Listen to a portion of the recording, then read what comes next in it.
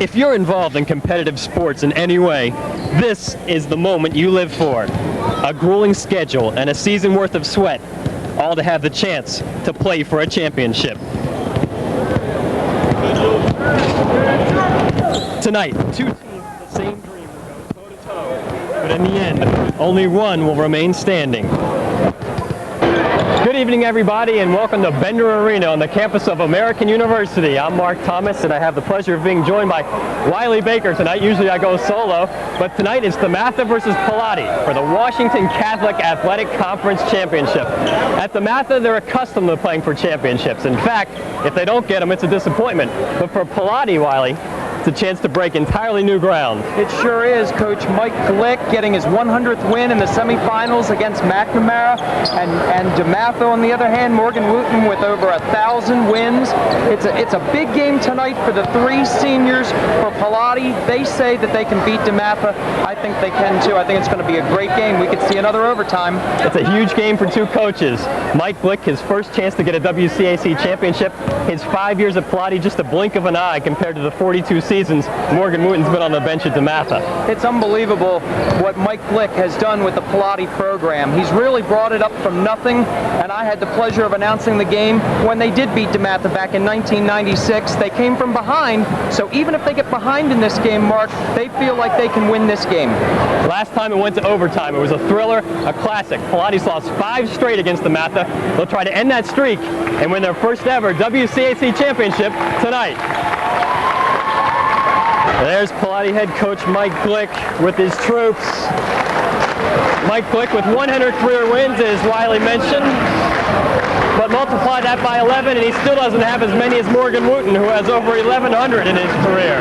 Ready for the pregame intros. Here's David Morris, senior, getting off the bench for Pallotti. He'll start tonight. He's bound for Dayton University. Nate Greene, forward 6'6", just introduced. Rick Smith introduced. All Division I basketball players. And 6'9", Kenny Whitehead coming off the bench now. He'll go to UNC Charlotte. And finally, the last player Pallotti has introduced is Austen Rowland, who hit a buzzer beater off balance at the end of the last game to send it into overtime. And you see Morgan Wootten there.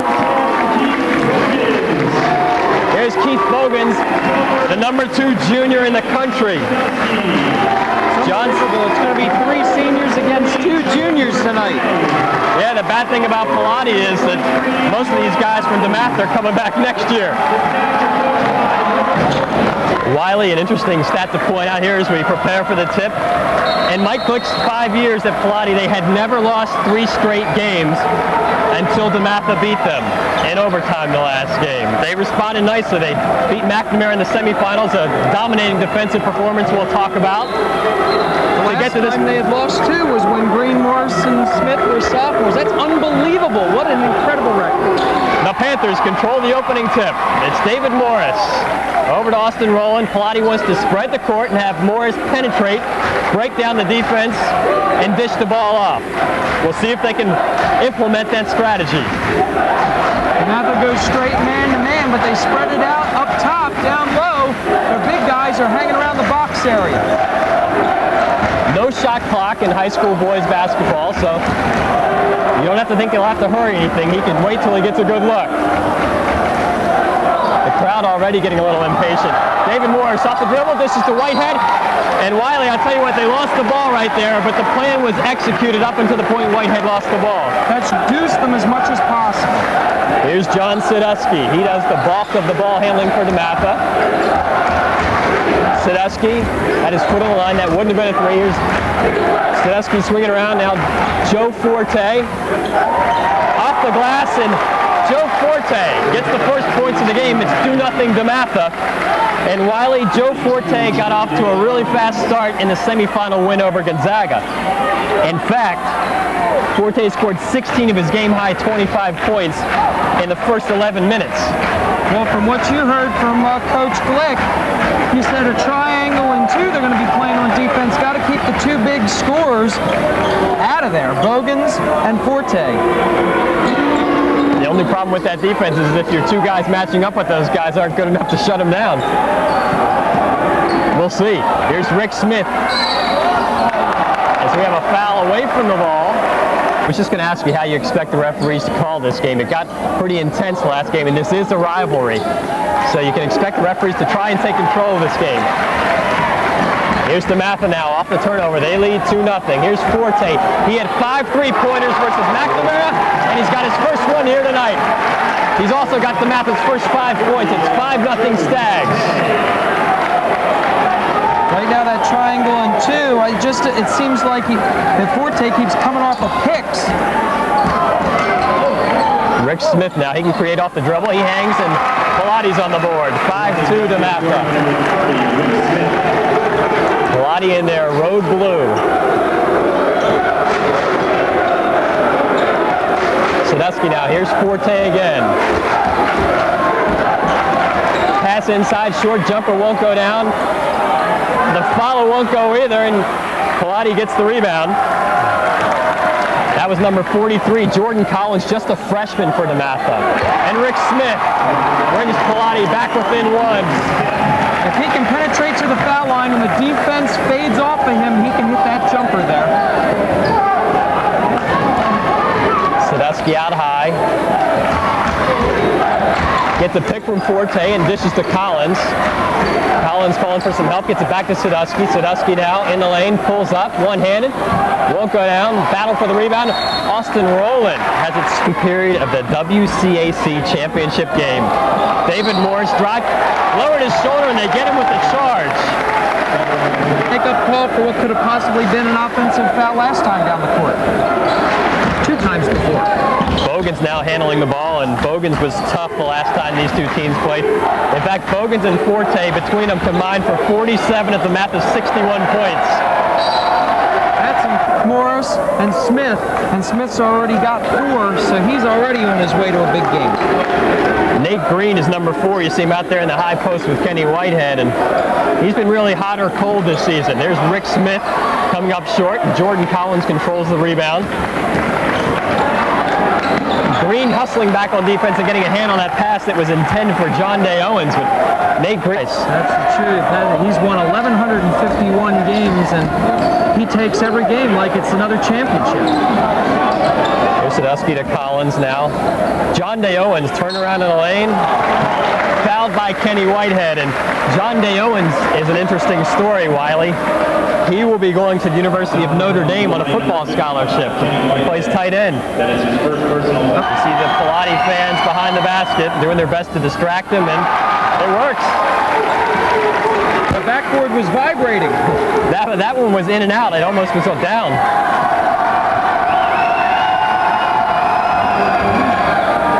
Owens misses them both, and Nate Greene grabs the rebound. Nate Greene is a big guy. He's about 6'6", 220, 230, and I think John Day-Owens is physically the only guy in the conference that can really match up with him one-on-one. It's that football background. Austen Rowland now, the lone junior on the court for Pallotti. He spent a lot of time playing point guard this season, so Pallotti's got 2, possibly 3 guys that can play point guard. Here's Rowland off the pick from David Morris. Rowland pulls up and drops it. 6-5 Pallotti. They get their first lead of the game. And you see a lot of patience out there by the Panthers. When you talk to Coach Mike Glick, he seems very patient out there. Very, very loose. Keith Bogans misses the jumper, and that ball off a Pallotti hand. Bogans yet to score. And of course, that's much to Mike Glick's liking. He was nearly unstoppable last game between these two teams. As we had 25 now, Sandusky. They're deciding whether or not it was a 2 or 3. I'm pretty sure they're going to call it a 2. Give him the bucket, and he's got a foul. This could be a 4-point play if it was. 3's bad enough for Pallotti. Heath Carlock checks into the game as both coaches go to their bench. For DeMatha, it's number 22, Daryl Greene. Here's Austen Rowland handling the ball, and DeMatha with some token pressure now. Carlock can attack the basket and gets to it no problem, but can't get the roll.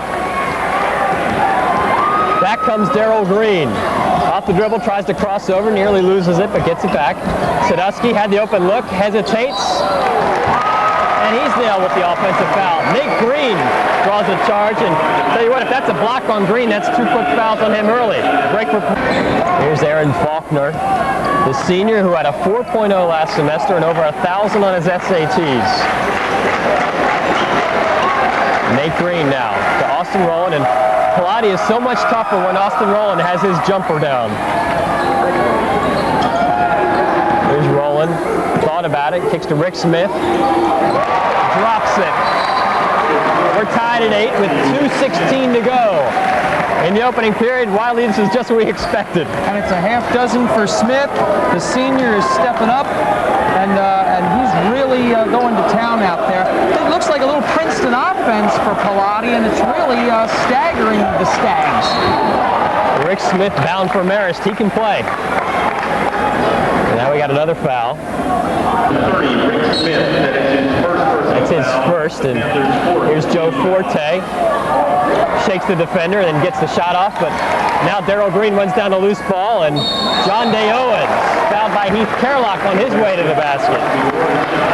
DeMatha an impressive 29-1 on the season. Their lone loss coming to Anderson High School of Indiana. Ranked 6th in the nation, but that doesn't at all faze Pallotti. They know they can beat this team. They were ranked as high as 15th this year. Day-Owens hits a free throw. He'd missed his first 2, see if he can get the second one down and bring himself to 50%. Got the roll. Tonight wearing 11, I guess it's the blue jerseys. They probably didn't have a 10.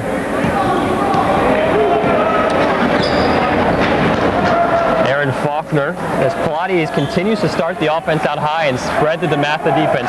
In fact, we mentioned Anderson of Indiana. Pallotti taking a page out of Anderson's book, because this is how Anderson beat DeMatha. And Pallotti wearing the Carolina blue. Maybe this is the old Carolina style.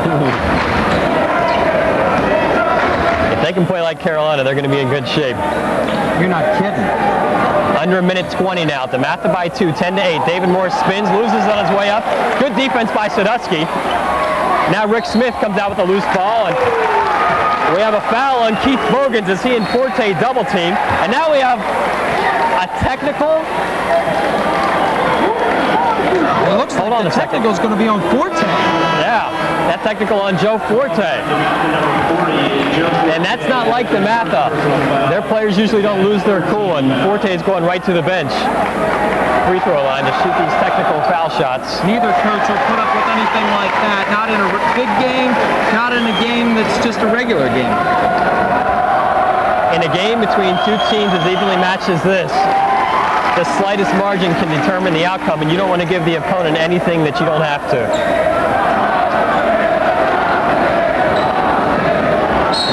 1:11 and rolling now. 10-9 as Morris got 1 of 2, and Pallotti gets possession. The lob to Rick Smith is he's called for the offensive foul in his approach to the basket.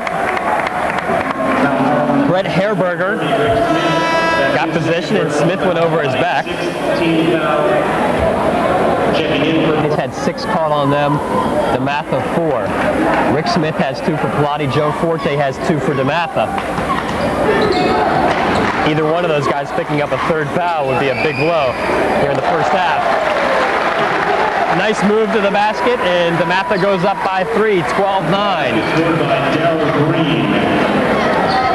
40 seconds to go now in the opening period. The WCAC championship game from American University. Aaron Faulkner. Defensed by Keith Bogans. Here's David Morris. He likes to beat people off the dribble. Austen Rowland now. Daryl Greene D'ing him up, and Morris is checked by Sandusky. Morris got the better of Sandusky the last time these two teams played. The Panthers content to spread it out again. It looks like they're looking for one shot. Under 10 now. 8, 7, 6, 5, 4. Rowland wants the shot. Nice pass. Beautiful dish to Kerlock. Gets it down, and just like they drew it up. After 1 period of basketball, DeMatha leads Pallotti 12-11. You are watching the WCAC championship game here at Bender Arena, where it is a full house tonight, Wiley. Unbelievable game, everything we thought. 12-11 DeMatha. Smith has a half a dozen for Pallotti right now, but he's got 2 fouls. Daryl Greene looks inside to Herberger, whose shot is way off. And the foul won't go down for Day-Owens as Pallotti catches the break. That should have been an easy 2. Now Kerlock can't handle the pass from Morrison. Things even themselves out, and Kerlock is nailed with the foul. They're gone. So there are openings. Sandusky at the free throw line. He's got one more coming. He's 2 for 2 from the line now. Can't get the second one down. Whitehead. A little miscommunication right there, and DeMatha with a 2-point lead will get a chance to push that lead out a little bit further. All right, 7:25 and rolling here in the first half. DeMatha by 2. Herberger. It's the jumper. 15-11 DeMatha. That's his first bucket of the evening. He hasn't gotten a whole lot of playing time this year for DeMatha. With Forte in foul trouble and Jordan Collins on the bench, Herberger's getting to play. Rowland loses it on his approach to the basket. Rowland wanted a foul, but he's not going to get it. Pallotti's going for a timeout. 15-11. We'll be back. Court defense. And they're man-to-man, Wiley. And here's a turnover. Nate Greene gets it out. Here come the Panthers on the break. Austen Rowland, the pull-up. Drops it. 15-13. Pallotti back within 2. DeMatha wasting no time. Keith Bogans comes right back at him. Here's Daryl Greene, swings it over to Sandusky, and Sandusky restarts the offense. Daryl Greene. Got it. 17-13. DeMatha.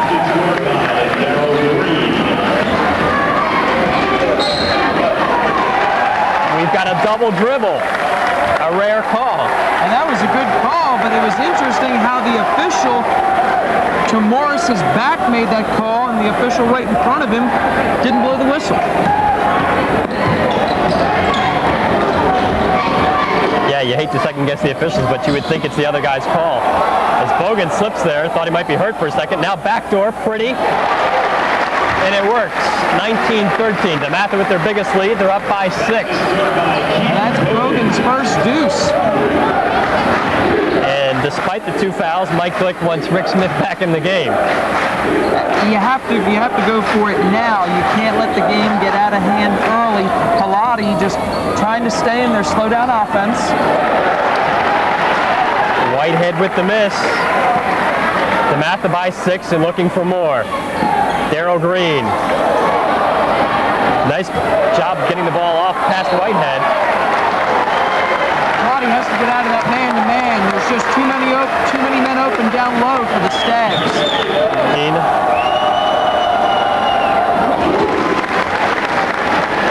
A senior for DeMatha. 5 points on the evening. Trying to make it 6.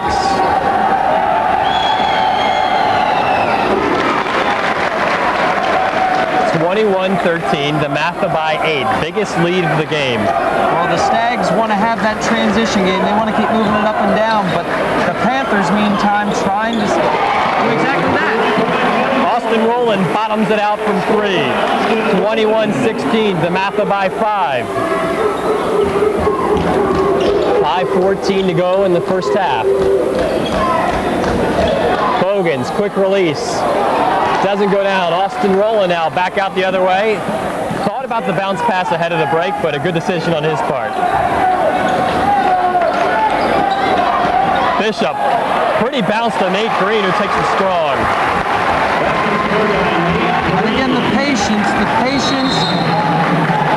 for Mike Glick's team, wanting to use the transition game, thinking better of it, slowing it down, knowing that the Stags just want to constantly run.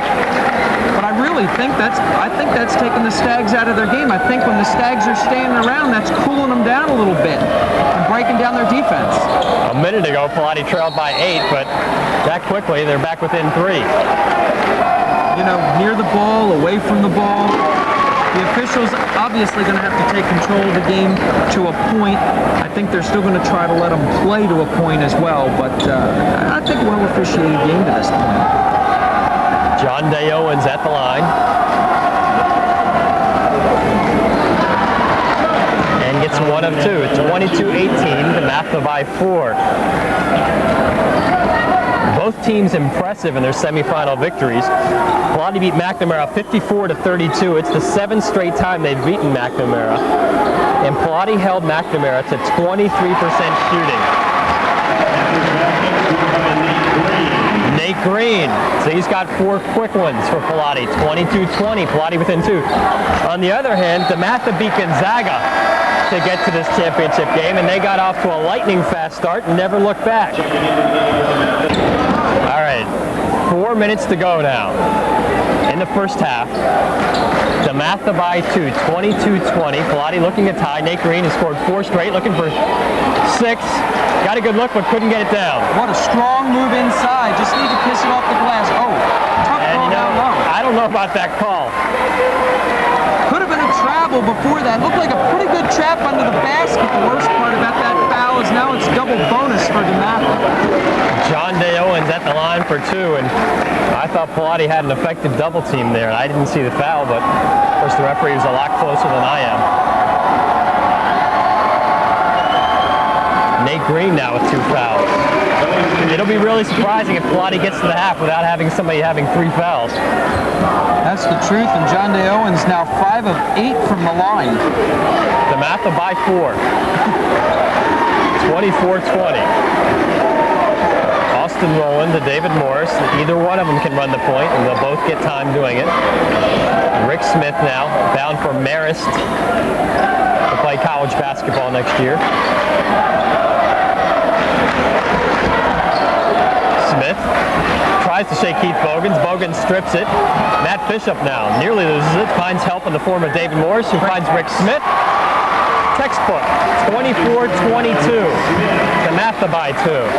Smith leads the Panthers with 8 now. He's also strapped with 2 fouls, as we pointed out. Pallotti still in the man. Bogans. Smooth move to the basket.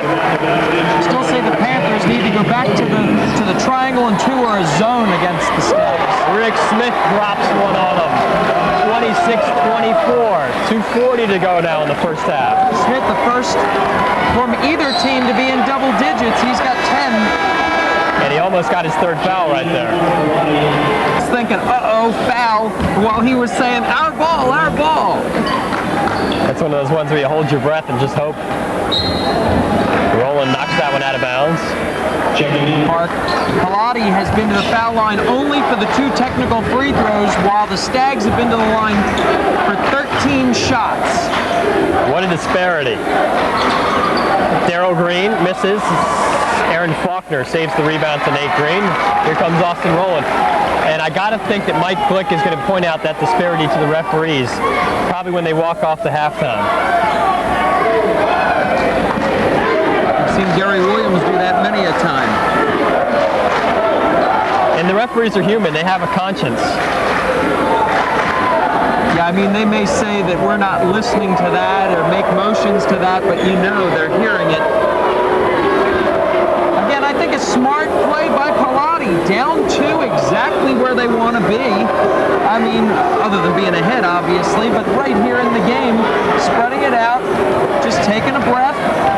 Let's see what they run. Last time, Morris broke away from the ball after he made the pass to the wing, and the baseline was open on the weak side.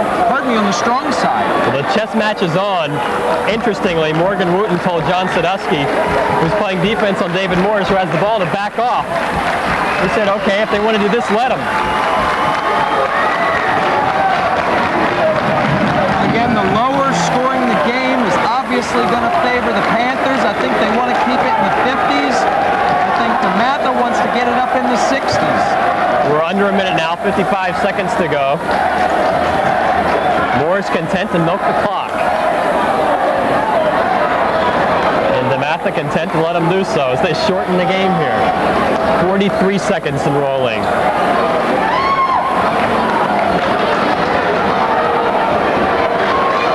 So Wiley, how's the family doing while we have a few seconds to kill here? They're doing just great. How was the trip? My trip was great. I just flew back from Southeast Asia. And I can say that I had a wonderful time. It was the experience of a lifetime. And we're on the campus of American, where they come from everywhere. There you go. All right, 15 seconds to go now. Momentarily, David Morris will start his approach to the basket. Under 10 now. Here we go. Here goes Morris. Pulls up for the three. Woefully short, but a great pass to Aaron Faulkner. And we're tied at the half. Is that an assist or is that a shot? You know, I don't know. It worked. 26. We're right where we started after one half of basketball. It's what happens when you lull the defense to sleep. Stuff like that can happen. A living legend. He walks back out for the second half, and his team is deadlocked at 26 with the upstart Pallotti Panthers, who are trying to muscle in on DeMatha's turf. That's the WCAC title. All set to start the second half of basketball. We're tied at 26. A first half full of lots of twists. David Morris with the ball, and he's one interesting twist. In the semifinal game, he led Pallotti with 18 points. He's got 1 point so far in this one. And he's fouled from behind. And just on that technical free throw, that's all he scored tonight. 1 out of 2 from the line for the Panthers, while the Stags are 9 of 13 from the line, 5 of 8 from John Day-Owens. Nate Greene spinning, trying to follow his own miss, muscles it up. A shot. Bucket and the foul.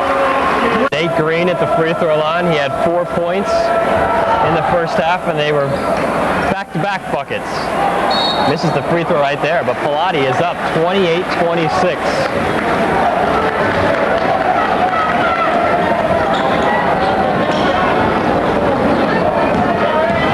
Trying to get over the hump and beat DeMatha. They've lost to DeMatha 5 straight times. And it's not like they've lost to a bad team 5 straight times. They've lost to basically as good a high school program as there is in the country. As Forte starts the second half out like he did the first. But I tell you what, the first half he got 5 quick points and then he wasn't heard from. It was the first possession and the third possession down the court. Nate Greene, no basket, offensive foul. We're tied at 28. That's his third, and that's a big play early in the second half. And Morgan Wooten's no dummy. He's going to go right at him, try to get that 4th foul, but a travel on Bogans. Changing up a little bit, some major full court pressure against the Stags. See if they try to slow it down again on offense. Doesn't look like it. Rick Smith, he had the hot hand for Pallotti for most of the first half, despite picking up 2 fouls. The interesting thing about Pallotti, Wiley, is that you look at the math and you say, okay, we shut down Bogans and Forte, we should be in good shape. But for Pallotti, while I don't think they have a player quite as good as Bogans or Forte, as a group, it's a different guy every time that beats you. It really is, and I was going to say at the beginning of the game, something that you think but you don't say, is that maybe it's not going to be the stars tonight. Maybe it's going to be the supporting cast that's going to decide this contest. Sandusky to Forte. Double team. Now Sandusky steps through and kicks it out to Jordan Collins. Back to John Day-Owens, who's fouled in low post. That's 4 on Nate Greene. Day-Owens, and write this down at the 6:22 mark of the 3rd period. Nate Greene goes to the bench with his 4th foul, and we're tied at 28.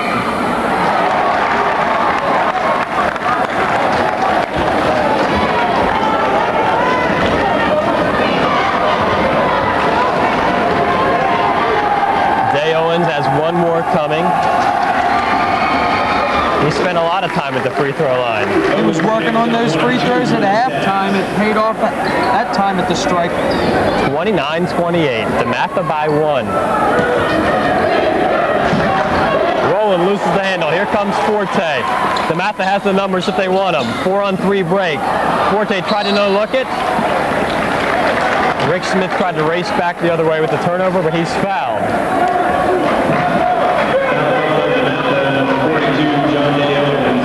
Trying to move DeMatha around, maybe trying to get the lead by maybe 5-6 points and then slowing the pace down again. David Morris, only 1 point so far. The senior bound for Dayton, as is Nate Greene. But if there's one guy who consistently steps up in close, tight ball games for Pallotti and always ends up making a play, it's David Morris. So I expect him to be heard from, especially now with Nate Greene on the bench. Austen Rowland finds an open lane to the basket and says thank you very much. John Day-Owens, not a smart play down low, stepped away, played the pass, not the ball. That's going to be on, looks like Daryl Greene. 30-29. Daryl Greene's first foul. Austen Rowland. Joe Forte drawing the defensive assignment of checking him. Staying with the Sandusky versus Morris matchup, as Morris was held to 1 point. No reason to change that. And the Panthers ahead, again, spreading the court. It worked for him in the first half. Rick Smith, who can create and score off the dribble, tries it right here. Comes up a little short, loose ball. And in the battle for the loose ball, Matt Bishop is called for the foul. So they're not giving him a whole lot of leeway here. You know, much tighter than what we saw at the very beginning of the game when the officials were feeling it out a little bit. Then they started to tighten up. Looks like they've tightened the reins even a little bit more here in the third.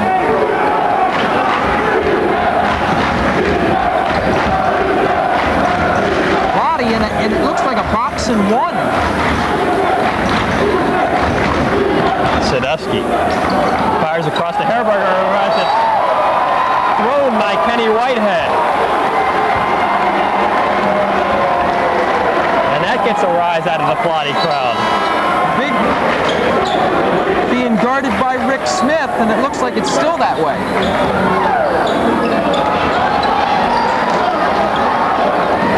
Kenny Whitehead, Pallotti's defensive stopper underneath. They had 13 points and 18 rebounds in the semifinals. Daryl Greene, a step inside the three-point line, puts DeMatha back up by 1, 31-30. 4:10 to go now in the third period. Greene now leads the Stags with 8 points. And you mentioned the supporting cast. Daryl Greene, not a guy you would expect to contribute in the points department. But the name is good. Yeah. The Redskins would like it. 31-30, DeMatha by 1. Pallotti. DeMatha sagging back in, letting Pallotti stay outside down 1. Forte with his hands on his hips, content to sit there and watch Rowland dribble around. DeMatha has a 1-point lead. Pallotti running some sweeps, trying to get some picks. Now the big guys down low. You'll see the guards switch at the foul line. Now some instruction from Coach Glick. There's 3:20 left in here in the third period. They were content to milk the last 150 of the first half. I don't expect they'll be that patient here, although I could be wrong. Obviously, Morris is looking for some type of breakdown, like what happened at the end of the first half. I mean, it was really a shot that was very well contested, a three-point shot outside. Not a very good shot by Pallotti, but the breakdown was underneath on the rebound. Well, this style of game isn't particularly to the fans' liking. But Pallotti's trying to win a basketball game. They feel this gives them their best chance. I agree with Pallotti. Because we're down at 2.5 now. So patience is a virtue, and right now Pallotti's feeling virtuous. Wagers anybody for the last 2:20 to see what's going to happen? Yeah. Is it going to be a 32-31 game at the end of 3? Who knows? 2:10 now to go as the crowd grows antsy and we start to hear boos. Largely the DeMatha contingent booing. 2 minutes now. And you know, Forte hasn't even gone up close enough to force a 5-second count on Rowland. No, not at all. And I think DeMatha's content with this. I'm going to go out on a limb here. I'm going to going to say that I think DeMatha is wrong not going out and playing Pallotti. I think this plays into Pallotti's hands, staying close, because I think the three seniors are going to take over for the Panthers in the fourth quarter. I'll tell you what else this does is this shortens the game and allows you to get Nate Greene back in with his 4 fouls. He's sitting there on the bench and nothing's happening yet. Time is going off the clock. Mark, I think that might be the main reason. I think if you shorten the game to 8 minutes, I think you start the fourth quarter with Nate Greene in there and try to break it open a little bit and then go back to this. 1 minute and 5 seconds to go now.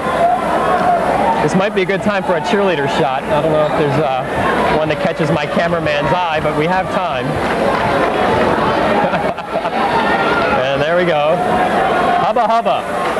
Well, what do you think about the last 3:20? We're down to 45. 40 seconds to go now. Wootten calling out to his troops. He's got 5 fingers up, and now he tells them to come out and play with 30 seconds to go. David Morris now. They like the matchup of he and Sandusky, despite the fact that Morris has only got 1 point. Morris now, double team. Tied up, jump ball, and the possession arrow goes to DeMatha. 17 seconds left in the third period. Now DeMatha going for 1 shot.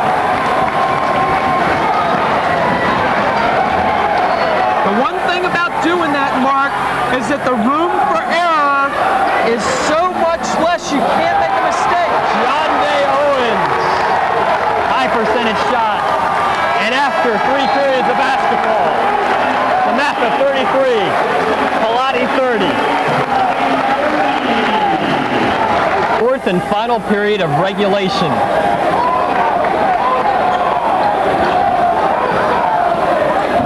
Both these teams lost in the semifinals last year.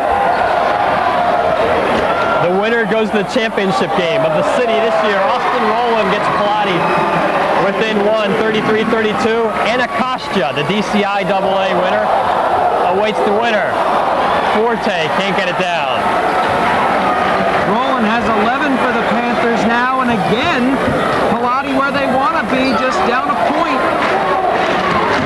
At the end of the last game, regulation, it was Rowland, rawhide, as he hit an amazing shot coming off a screen to send it to overtime. David Morris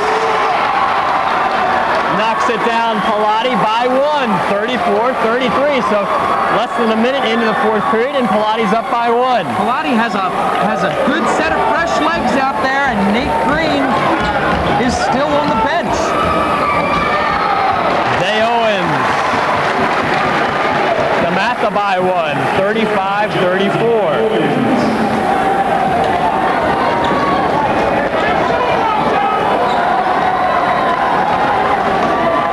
Now for 3. Doesn't go down. Pallotti crashing the boards, and it's off Matt Bishop. It'll go back to DeMatha.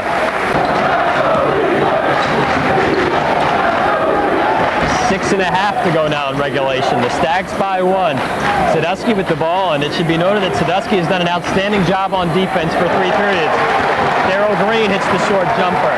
37-34. Stags by 3. Hasn't been much of a perimeter game, Wiley. DeMatha hit 6 3-pointers, 5 of them by Forte in their semifinal win. Pallotti didn't hit a single 3 in their semifinal game. And we're seeing that trend pretty much continue here as Morris can't get that one down. On the break, Bogans leads it, tries to bounce pass to Daryl Greene, who controls it and then kicks it back out. That's a sign of a well-coached team right there. Sure is, not forcing it inside, up by 3. With the right to play at Cole Fieldhouse on Sunday in a big game against Anacostia. Always a big thrill for a high school player when he gets to play on the college campus. Rick Smith really hit the deck and drew the charge from Sandusky. 37-34. Pallotti down by 3. 5:25 to go in regulation. This thing has been everything we expected. Rick Smith has it knocked out of his hands. 37-34, and the referee has been called to the scorer's table to consult with the scorer, and the score stays the same.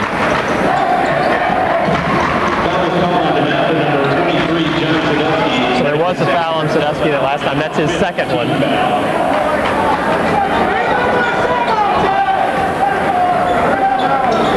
5 minutes to go, and Nate Greene has checked back into the game, so he's playing with 4 fouls. Good move. You got to put your star in there, let him make things happen. Rick Smith can't get it to go down. He hasn't scored in the second half.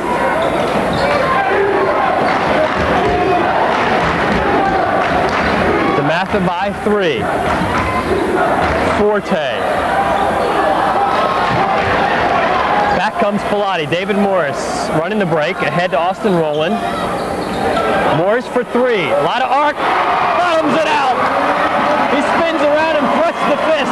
We're tied at 37. He's got 5 of his 6 in the second half. You know, no attempt to toot my own horn here, but I've just seen the kid time and time again in close ball games. He steps up. Forte across the lane trying to do the same. Tied at 37, back in the hands of Morris, and Pallotti calls timeout. Tell you what, 37-37, Wiley. We saw milk the last 3:20 or so of the third period. We've only got 4:03 left here in the final period of regulation. It's not out of the picture. A season worth of sweat and preparation, and it comes down to this. Mike Glick in his huddle, trying to push the right buttons. His team is deadlocked at 37 with 4:03 left in regulation. I think he's got to feel real good about his chances. He's got fresh legs because of their style of play in the first 3. This here at the scorers table, Morgan Wootten and Mike Glick having a conference with the referee. The subject matter I'm not privy to. Foul on Sandusky. So that reduces the team fouls and Sandusky's personal foul by 1. That makes it 3 fouls to 3 in the second half. With all the contact we've seen, I guess that 3:20, not only does it help your team have fresh legs, keeps them out of foul trouble, like we were saying, Nate Greene. Under 4 minutes now. So let's see what they do here. Does Pallotti attack? Well, DeMatha's not going to give him a chance. They're trapping. And Faulkner didn't look too comfortable right there. Nate Greene, great body control. They get the basket. Pallotti by 2. Beautiful. He almost stepped on the end line. 39-37.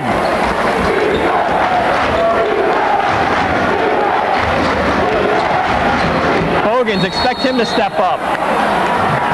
Foul on Aaron Faulkner as he came from behind and wound up and tried to swat that one.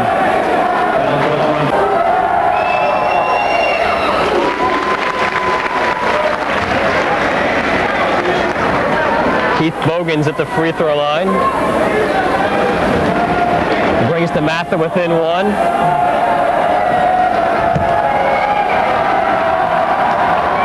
Bogans, the number 2 rated junior in the country, only behind DeMar Johnson of Newport Prep, who some say could go pro as a junior.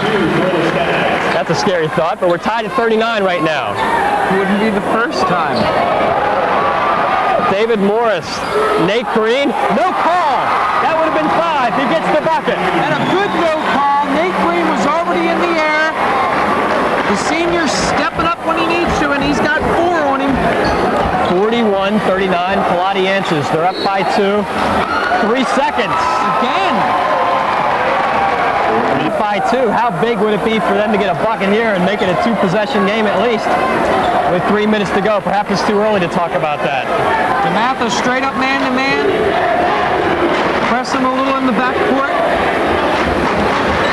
These teams know each other so well. They've been battling now for years in WCAC play and in Summer League play. Morris creates some space, and a foul on Sandusky is a tough call.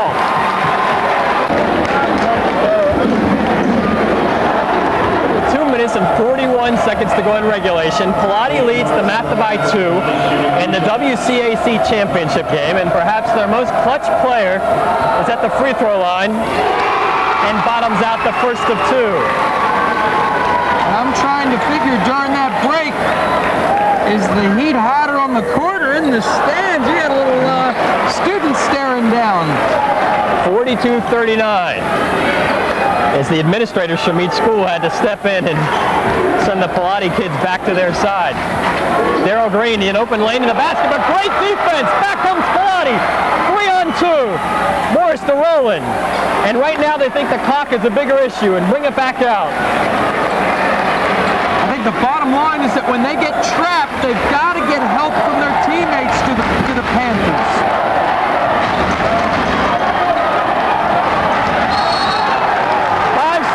Call on Morris.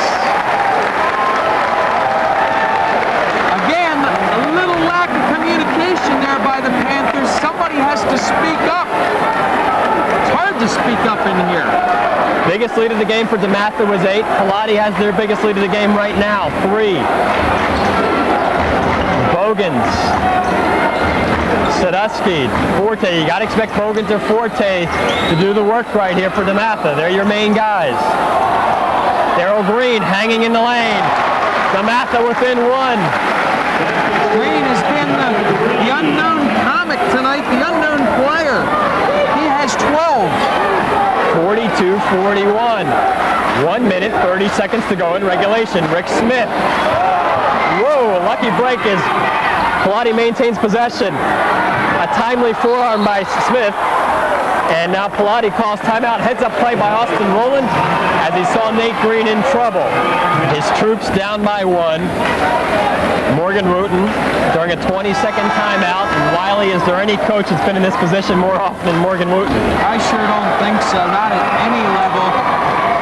The 1,152nd victory would just be, I mean, it's as important to him as the first one. In 42 seasons, he's only had 1 in which his team didn't collect 20 wins or more. Amazing. Incredible. 1 minute, 15 seconds left in regulation. David Morris as Sandusky slips. A momentary opportunity right there as the 5-second count is on again, and Morris is very aware of it after having been called for it the last time. On this side of the court, in the blue, in the paint, it's been very slick in there. Under 1 minute now. Pallotti by 1. Morris draws the double, kicks it to Rowland. Morris nearly over the head of Rowland right there. Rowland over to Rick Smith, back to Morris, and Pallotti playing a bit of keep away. They've got a 1-point lead, and Bogans got a foot on the ball. On a kick ball there. A little bit of a tough break, but it was a good call. The official right on it. As the decibel level in the Pallotti section rises, we're at 30 seconds and rolling. They lead by 1. Morris just teasing. They've been teasing a lot tonight. And we've got a foul on Daryl Greene as Austen Rowland is fouled, and because of the low number of team fouls, we're not in the bonus yet. Am I allowed to question one of the best coaches in the game? I just don't understand why fouling at 22 seconds, why not at 40 or 50? Timeout. 16 fouls on DeMatha, 4 on Pallotti. Pallotti to inbound. DeMatha needs to foul quickly to get Pallotti into the 1-and-1. David Morris draws the foul, and he'll take the walk to the free throw line. To be honest with you, I'm not sure if DeMatha even wanted to foul there. I think they were just trying to trap in the backcourt. 18 seconds left on the clock, and Morris had a very quiet first half with just 1 point, but he stepped it up here in the second. And they get it. And right there, that is what is at stake. The WCAC championship. As that trophy will be handed out to the winner, and we're possibly 18 seconds away from determining a winner. Pallotti up by 1, about to shoot 2 free throws. The math lead, and my math tells me that even if Morris hits both free throws, DeMatha can still tie this thing up with a 3. Tell me if Pallotti wins, now a couple hundred students aren't going to be able to get out on the floor against one event staff over there. Morris gets them both. Timeout Pallotti. As David Morris is greeted by his coach Mike Glick with a high five, and he says, "Fella, let's get to the bench and plot our course for the last 18 seconds." Morris with a huge second half, a 2, a 3, and 3 or 4 from the foul line.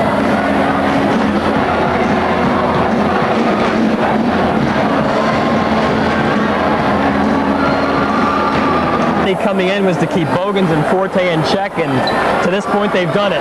Forte with 7, Bogans with 6. The damage has really been done by Greene with 12.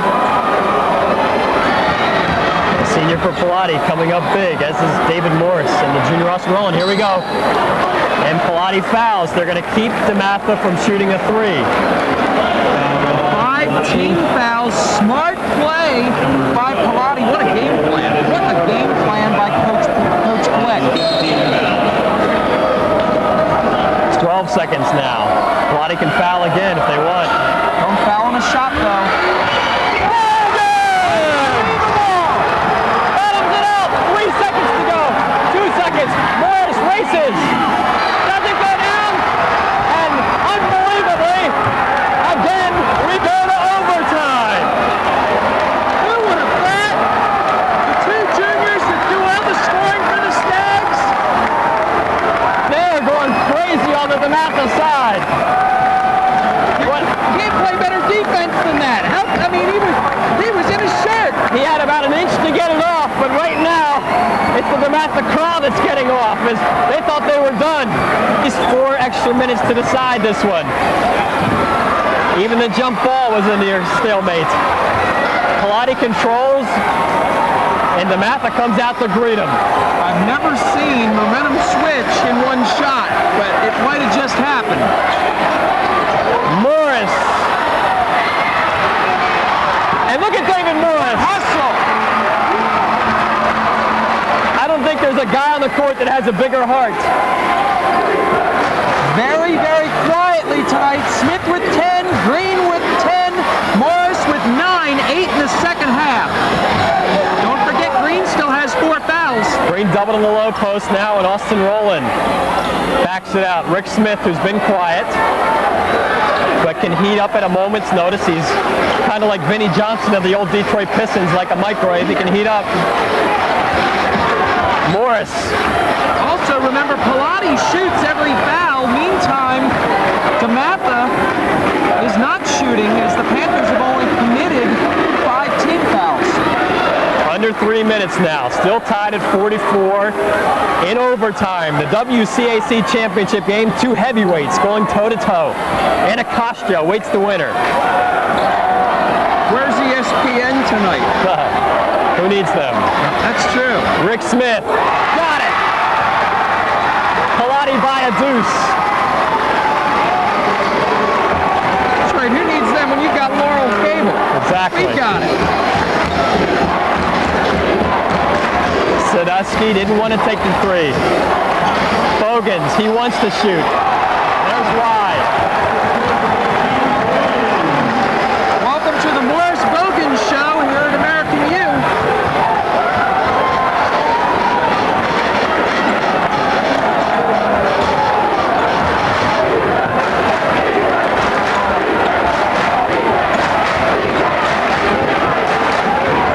No 5-second call yet. The officials are not moving. Now it is. Sandusky inches closer. We're under 2 minutes now, 1:45 to go. In the first overtime, we're tied at 46. And remember, if Morris goes to the hoop, remember the last couple times, Sandusky has slipped in the paint.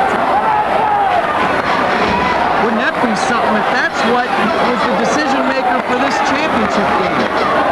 1:20 20 now in rolling. Morris doesn't want to give it up, and if I'm Pallotti, I'm happy with the ball in his hands. 115. Morris steps through, and we've got a foul. You know what? I think he caught a break there because he lost a little bit of control. He did. I'm not sure whether it was a push in the back or whether it was a trip. Unfortunate for DeMatha, but Pallotti's shooting one in the bonus. Timeout DeMatha. David Morris, who grew up in the shadow of DeMatha High School in Hyattsville, Maryland. At the line, he's got one more. He put his team up by one, and he's trying to drive a dagger into the heart of DeMatha. Only gets one of two. And we've got a foul going for the rebound.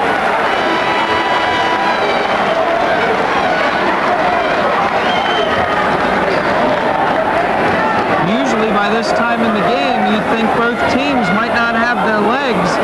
But again, the pace of the game, which really has been dictated by the Panthers, everybody's pretty much fresh. 47-46, Pallotti by one. Forte pulls off, gets the roll. Sweet touch by Forte. Whoa! David Morris asleep at the wheel, and Daryl Greene nearly made the play of the game.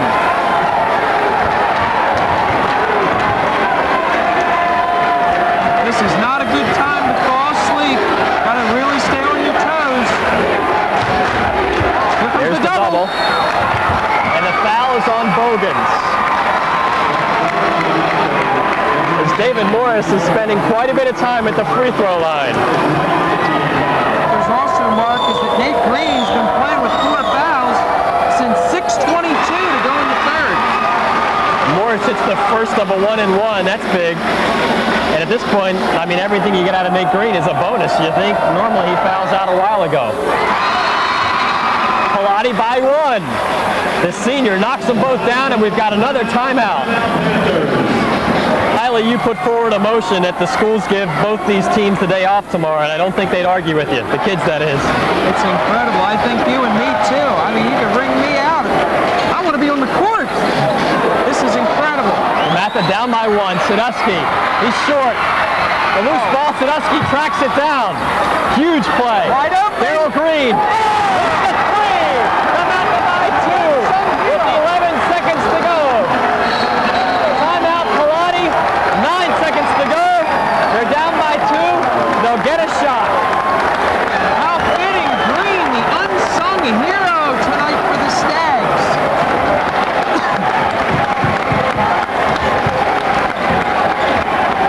9 seconds to go in the first overtime. Pallotti down by two and with the ball. David Morris. It's up to him. Fasten your seatbelt. Gets off a three. Oh, won't go down. And as time expires, DeMatha is the 1998 WCAC champion. On to Morris. For the three, I thought we might be seeing double OT. He went for the win. Gutsy call by Coach Glick. You gotta hand it to him for trying to go for the knockout punch, though. And a dejected Pallotti team files off the court. No reason to hang their head. Not at all. The DC City Championship. 51-49. If the City Championship is half as good as this one was, people are in for a treat. The unsung hero for the Stags, Daryl Greene, fitting ending, hitting that three-point shot when really he was the unsung hero. We were expecting everything out of Bogans and Forte, and 13 points out of Daryl Greene. Baker's dozen ended up doing in the block. So that's it for my cameraman Mike Stengel and my cohort Wiley Baker. This is Mark Thomas, and it has been quite a treat tonight. Good night, everybody. In the road, the Stags losing in their own hoof the WCAC championship games for the boys. Another meeting of DeMatha and Pallotti. The Stags came in with a 5-game winning streak over Pallotti. Now, Helmets required because the Panthers battle the Stags right to the wire and beyond. Final seconds of this game, and you know who they're going to. Keith Bogans, right here from the corner for 3. That ties the game at 44. Only 11 for Bogans tonight. Now, Pallotti in a huge rush. They could win this thing at the buzzer. Wade Cecchini driving. That gives us overtime and a mosh pit as well. In the extra frame, DeMatha is going to work it across to Daryl Greene. That's a tray. DeMatha survives 51-49 in OT. They're 30-1. They advance to the Sunday title game, the city title game, to face Anacostia. As for the girls' title tilt, unbeaten St. John's and upstart Carroll in this one. We'll pick it up. And Pallotti playing for the right to take on Anacostia in this year's city title game. Final seconds of regulation. DeMatha down 3, and not for long. Keith Bogans dialing in from long distance to tie it. Pallotti with one final chance. Wade Cecchini has the ball, but he cannot get the shot to fall. We go to overtime, tied at 44. And boy, are they fired up for this one. DeMatha taking control in OT. Daryl Greene setting up and knocking it down. DeMatha heads to the city title game. Inside Sports, I'm Bill McCaffrey. We're going to be looking at Pallotti, one of the powerhouses in high school basketball in the area. Mike Glick, the coach, Russell Davis, the assistant, and Rick Smith, one of their outstanding players, leading scorer, most valuable player. And we'll be back first with the coach after this message.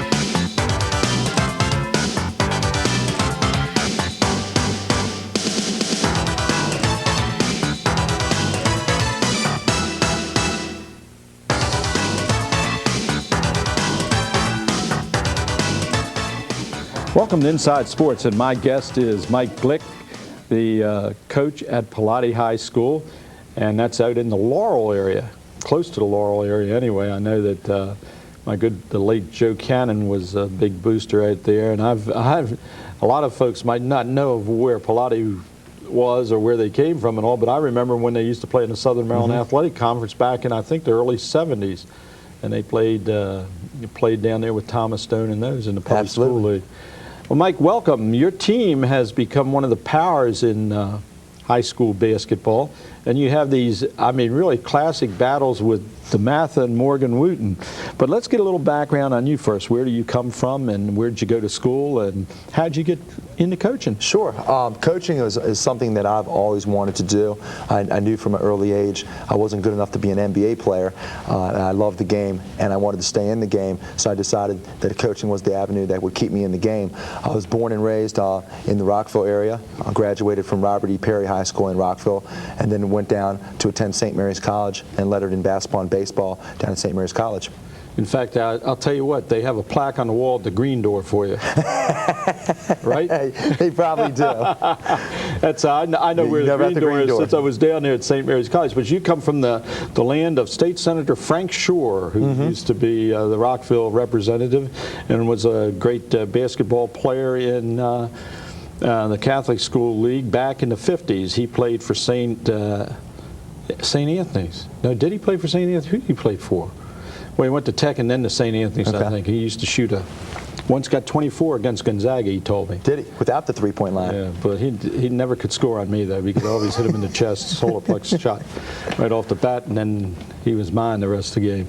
But anyway, that's great. And so you were down at St. Mary's College, and that has a pretty good team this year. Coach Foley down there has them in the semifinals, I think, of the CAC, isn't it? Yeah, they were in the semifinals, and in fact, they lost to Catholic last night, Catholic University. Mike Lonigan doing a great job down there. I was at St. Mary's for 4 years, had an outstanding career, and got actually to college coaching. Was in college coaching for 5 years, my first 5 years out of college, at Montgomery Junior College and Columbia Union College, and then was fortunate enough 5 years ago to be hired at St. Vincent Pallotti High School. Were you out there at the Tacoma, the Ty Hart, was that? I was actually at Germantown, so we had some epic battles against Ty Hart. Our best player was Jerome Williams, who ended up attending Georgetown and now is with the Detroit Pistons. I do some observing for Donnie Gray on the junior college officials, so I've learned about Germantown, Rockville, and Tacoma Park out in Montgomery County. Steve Hobson. Yeah, he gives me most of the assignments in Montgomery County. I don't know why. 5, because he doesn't have anybody that'll go there for. But no, that's great. So you're from the area. You've spent 5 years in the college coaching ranks, and you stepped over here to Pallotti. And how was Pallotti doing when you got there? Well, Pallotti was always had a decent basketball program in a fairly non-competitive league. They were in the Tri-State League, and I believe had won the league 4 or 5 years in a row. But then in 1993, they stepped up and they entered into the WCAC, Washington Catholic Athletic Conference, and that's when the basketball job became available. And I was fortunate enough to get that job. Our first year in the league, we went over. We didn't beat any of the other powerhouses, and DeMatha had beaten us by 50, and we got waxed by about 35 or 40 to Gonzaga and St. John's and the established teams in the league. And then the last few years, it hadn't been that way. You've gotten some players, and you have some epic battles with DeMatha. In fact, '96 you beat them, right? Yeah. Yep. And then this past week, you only lost to them by 2 in overtime in the title game. Yeah, unfortunately, probably will go down as probably one of the best high school games in the Catholic League history. Epic battle against DeMatha. We were actually winning by 3 points with about 9 seconds left, and then let Keith Bogans get free, and he nailed a 3 to send it to overtime. And we were up by 1 with about 20 seconds left in overtime, and Daryl Greene hit a clutch 3-point shot for DeMatha, and we actually had a 3-point chance to win at the buzzer, and our point guard Dave Morris rimmed the ball in and out of the basket. So great epic battle with DeMatha. We actually lost to them twice this year, both in overtime, both by two points. So. All right, that's very good. And of course, you've been playing a lot of the out-of-state teams too that are very strong. Who are some of the teams that you've played outside of the? Yeah, we probably have played the most competitive schedule in the Washington, D.C. area, if not in the nation. We've been in 5 different tournaments. This year we've played 7 teams that have been in the top 25 in the nation. To name some of the teams we played Brother Rice High School from Harlem, New York, and actually beat them by 10 points in a tournament early in the season. Played St. Joseph's, who was the #1 ranked team out of California, in a tournament, lost to them by 2. Played DeMatha 3 times, who's ranked in the top 5 in the country. Played a team called Mount Zion, who last year had a player named Terrence McGrady, who went to the NBA. We lost to them by a couple. We had a brutal schedule, but I think it's great because it gives the kids an opportunity to play against the best players in the country and to see how they size up with the best players in the country. Oh, that's very important because you always want to play the best. You never want to play any of the weak sisters, so to speak, if you're going to establish your program and do something for your players. Now, how do you go about getting these good players? Good question. That's always a question Morgan, I like to ask listening. coaches, right? What we do is we go after 8th grade kids, and our league allows us to go out and actually Well, they recruit. always have. I mean, that's what's happened. But so you go after the 8th grades in the area, some of the Catholic schools, do they still have the 8th grade schools? Yeah. Yep, they have the CYO League that they have, and now AAU has become a popular force within the community. So we go out and we identify what we feel to be our quality student athletes, and they have to be students first at St. Vincent Pallotti because we have such a good academic school, and we talk to them and let the student athletes know what we can do for them at Pallotti in terms of providing a great academic background with competitive basketball. The gentleman we're going to have on a second, Rick Smith, was a player that's been in our program for 4 years, and we got him out of the Silver Spring Blue Devils organization, which we ended up getting 6 of our players out of. So all the players are homegrown and products of PG County and Montgomery County, and they all have been in our program for 4 years, and we're really, really proud. The most impressive thing probably to me is that we have 6 seniors this year, 5 of which are going to garner Division I scholarships. 1 will probably garner a Division II or Division III basketball scholarship or financial aid package, and all 6 are academically qualified to go to college and receive scholarships, and that's what it's all about. That's what's great about it, and also you're catching up and making sure all your players go to college like Morgan, right? Exactly. We'll be back with more after this message.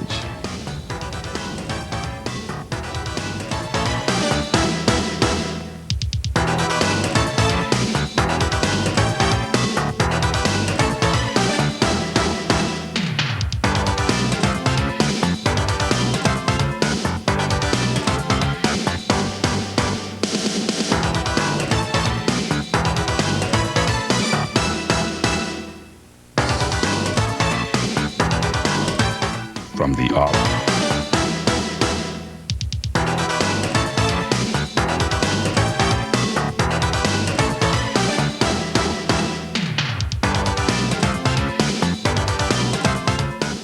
Welcome back to Inside Sports. I'm with Mike Glick and his top assistant, Russell Davis, who some of you may remember as an outstanding football player back in the early 80s, right? That's correct. Not early some other time like me or something. You're much younger, but I mean, you played out there under Jerry Claiborne and then Bobby Ross. That's correct.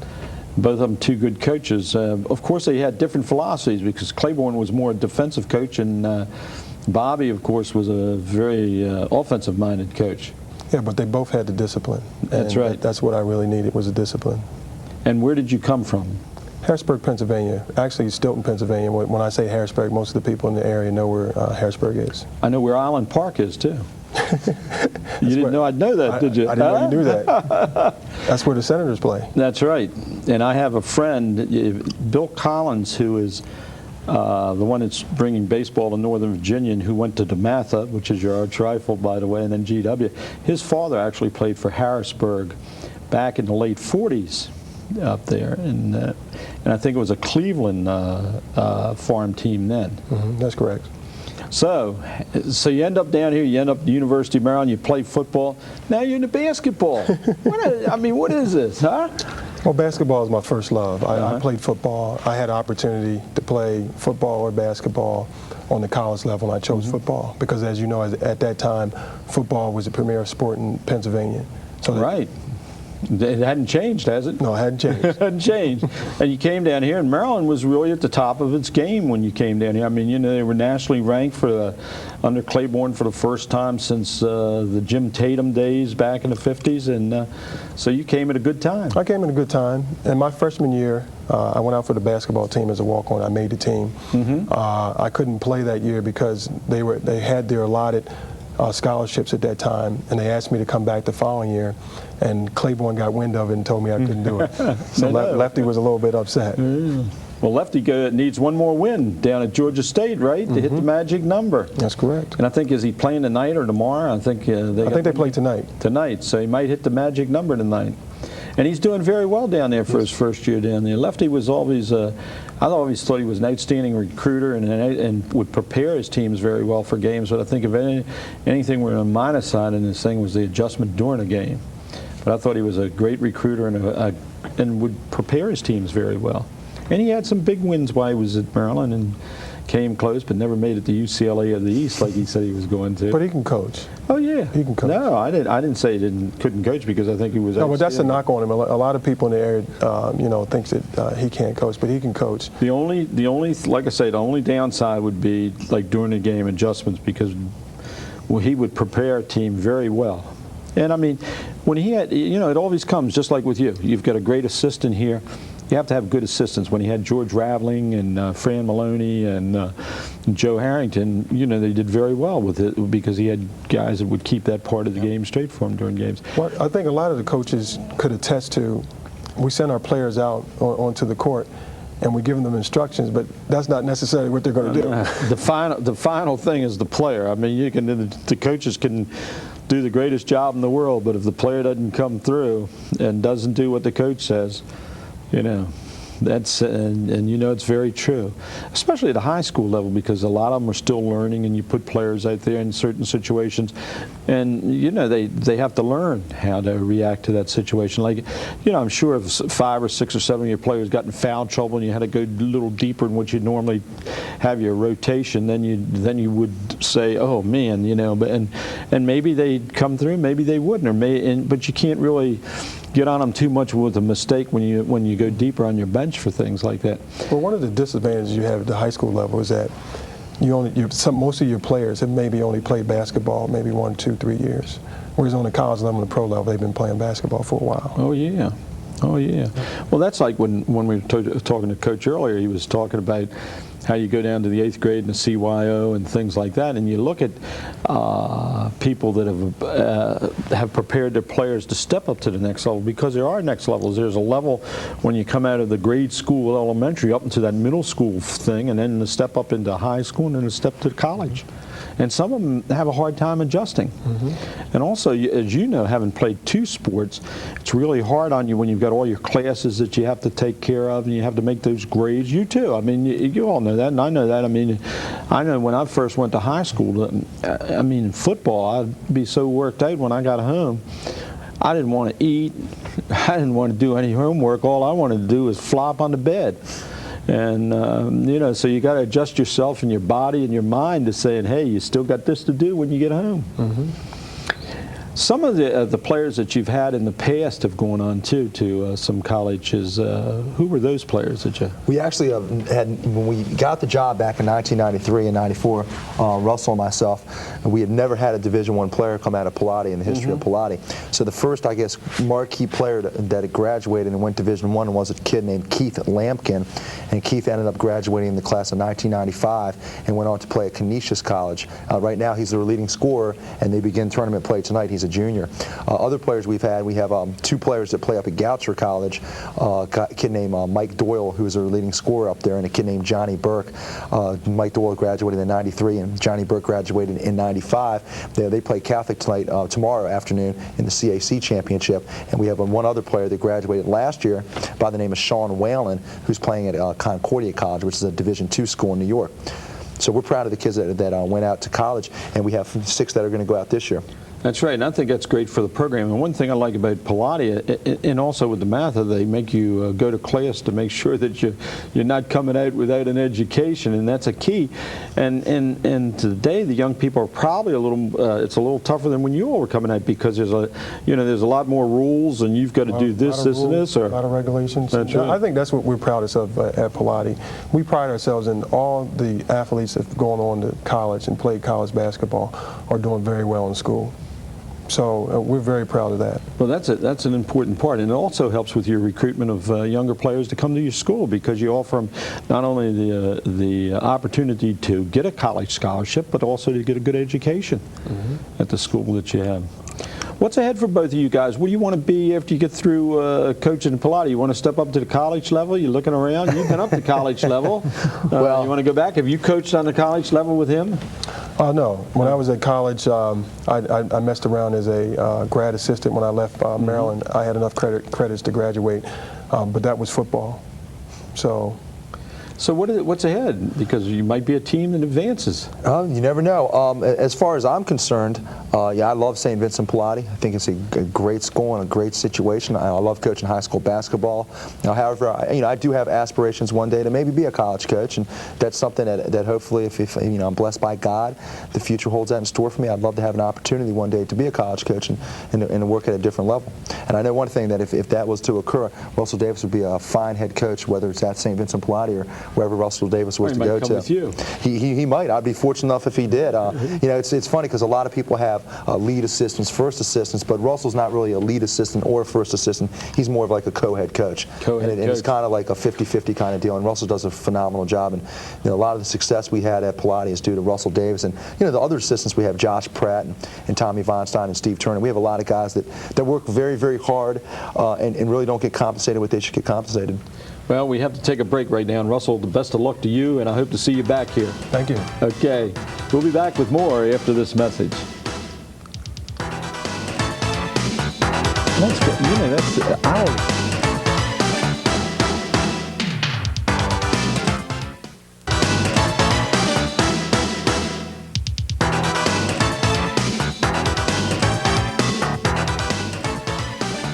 Welcome back to Inside Sports. Mike Glick, Pallotti's coach, and his top player, Rick Smith, is here. And Rick, welcome to the show. Thank you. And you have a very, very good year out there. You all still have a few games left, right, in the playoffs? Yeah, we have one more tournament we're going to participate in. We're in the Alhambra tournament. Up in Cumberland. Exactly. Right. 19th through the 21st. Very prestigious tournament. Rick, tell us a little bit about yourself, how you got started and how you got over to the basketball end of the game. Of course, you're 6'3", so that doesn't hurt either, right? Right. Basically, I started out playing football. That was my first love. And when I was 10, I went to a basketball tryout, which was the Silver Spring Blue Devils. And I started since then. And my first year, went to the national championships for 11 and under. Wow. 12, 13, 14. So that's how everything got started. How'd you decide to go to Pallotti? I took a visit after I met Coach during the summer league game, and I went up to the school. and I talked to some of the players, and I liked it. So that was basically my only option. So how is Pallotti's gym? I mean, has it changed any since Yeah, it has really changed. What they've done is they put a new wax on the tile floor, so it's got a new coat of wax on the tile floor now. But we actually have a tile floor gym. Mm-hmm. Has not changed. We do have a new rim. One of our players shattered the old rim is that right? Season. Yeah. Oh man, I had to ask that before the show was over. You know, maybe we'll get on a fundraising kick and raise some money to have a nice new gym. Any millionaires out there, you want to donate money to a gym? You got a lot of new millionaires. Doesn't Kingman Gould own a lot of property and live out that way? The big, the heir to all the railroad fortunes. You know, the Goulds started the first railroads in the United States. So I mean, they're still out there, and Laurel, Sand, and Gravel, and a couple other places. I'm sure. Sure, maybe you could go over to Joe DeFrancis and get some money from the track or the bingo parlor. I mean, there's a lot of places where you can round up some money. But anyway, so you got the Pallotti, and was it you had gone to a public school before, or you went to private school? I went to St. John's College High School. Middle school. So that prepared you a little bit for it, because it's a little tough in some of these private schools when they get you right. Right. A little stricter and maybe a little more disciplined, right? Yep. So you went through the first couple of years there, and then all of a sudden Newport, and not Newport, but it wasn't Newport started to come on, and then the guy left there, he went to Laurel Baptist or something like that. And they're all around you, right? Yep, because they're not too far from you all. Right. So, and I'm sure that guy was probably looking for players, right? Maybe even approached some of yours, right? I don't know if they approached any of our players. He could have, without us knowing, but I don't think they did. But Rick has just had a great career at Pallotti. He's been he started on the JV and played for Coach Davis on the JV, and then moved up at the end of his freshman year. And we knew Rick was going to be a great player because his first game on varsity, got moved up, didn't even know he was going to get moved up. And we were down 3 points with about 10 seconds left, and he drained a 3 to send it to overtime, and he hit a 3 in overtime to win it. So made me look like a junior. Here I am moving this little freshman up, and he hits 2 threes to win the game for us. Oh man, they said, man, this guy's a genius. This coach really knows what he's doing, right? Yeah. Now, you're getting ready to go to what school now? Marist College. Marist College. What are you going to take there? What's going to be your major, or have you decided? I'm thinking like sports medicine. Like that. So. Listen, sports medicine is a good business. I know some doctors that are orthopedic sports specialists down in the Annapolis area, Dr. Verklin and Dr. Steele.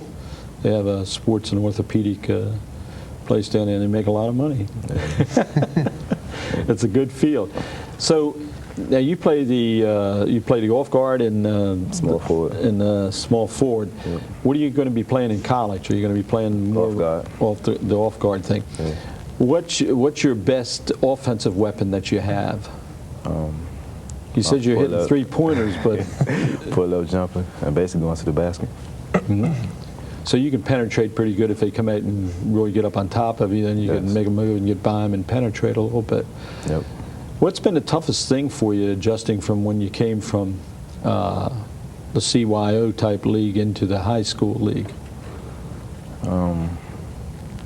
Probably like the strength aspect of the game. It's basically trying to keep off other defenders and just being strong.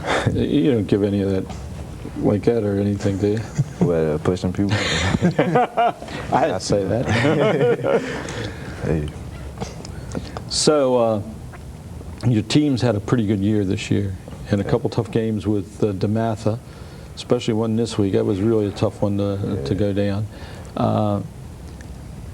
In playing sports, it also not only prepares you physically, but it prepares you mentally, because in sports you suffer like losing to DeMatha. You had to be really down, so you're lower end of the spectrum. But then some of the big victories you have, you're up here. So you learn all about life, I think, mentally, the mental part of life. And people sometimes lose that aspect of sports, because I've always felt that if people played sports in high school or college, it better prepared them for life because of the mental aspect of it as well as the physical aspect of it. How do you feel about that, Coach? Oh, I absolutely agree. And that's why a lot of times in life you'll see people that have sports backgrounds go ahead and then be from the president of our country to the the head of a corporation, it just really prepares you for life because you understand, first of all, teamwork. You understand suffering with other people for a common goal. You understand the thrill of victory, and as they say, Howard Cosell used to say, the agony of defeat, and it just really prepares you for life. And I think that, also it helps you understand more about yourself and understand the commitment and the drive and the discipline it takes. Also, you will find out that kids that play sports nowadays tend to do better academically because their life is so structured, they have less free time. Well, that's like when we were talking to Coach Davis about what I said when I first went to high school. I said, man, if it's going to be like this, I got to find something else to do right now. But that's very good. So what do you think's been the biggest thing that the coaches taught you as far as not only the teamwork aspect, but the life goals? Basically, stay on top of your work and just do what you have to do to succeed, basically. Well, listen, I want to thank you and the best of luck, and we're going to watch and see what you do when you go to college, and also what you do up at the Alhambra in Cumberland, a very prestigious tournament that's been going on for many, many years. Of course, you don't want to draw Bishop Walsh in the first game, right? Because the home team, get a lot of home cooking. But I want to wish you all the best of luck. Good luck to you in college. Good luck to you not only now, but in the future, and maybe see you coaching at college level. You never know. Thanks for having me on the show. Thanks for having us. Anytime. Let us know what happens up there in Cumberland, and let us know what's happening with your college career. Okay.